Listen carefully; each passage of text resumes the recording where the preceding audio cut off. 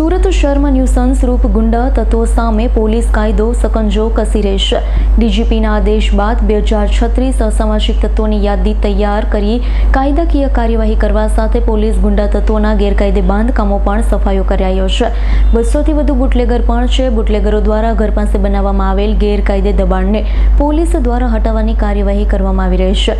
ત્યારે પૂર્ણા વિસ્તારમાં 2 મહિલા બુટલેગરની બાજુમાં પતરાના બનાવેલા શેડને પણ પોલીસ દ્વારા રાત્રે ડિમોલેશન કરી दूर કરવામાં આવ્યા। સુરત શહેર પોલીસ અસામાજિક તત્વોને ભીસમાં લેવા ઓપરેશન ડિમોલેશન હાથ ધર્યું।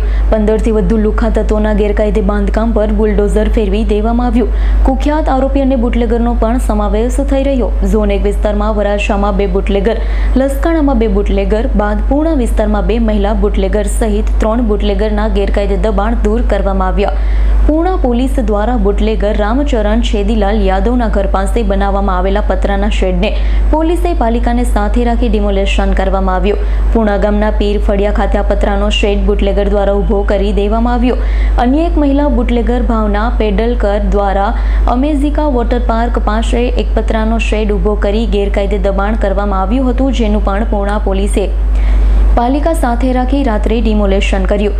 2 બુટલેગરના ગેરકાયદે દબાણ દૂર કર્યા। પૂર્ણા પોલીસ અને પાલિકાની ટીમે મોડી રાત થઈ ગઈ હોવા છતાં પણ અન્ય એક મહિલા બુટલેગર પ્રિયા અમિતભાઈ રાઠોડ દ્વારા ઘરની બાજુમાં પતરાનો શેડ બનાવી દેવામાં આવ્યું। પાલિકાને સાથે રાખી પોલીસ દ્વારા રાત્રિના સમયે ડિમોલેશન કરવામાં આવ્યું। પૂર્ણા પોલીસવાળા 3 બુટલેગરના ગેરકાયદે દબાણ અને દૂર કરવામાં આવ્યા।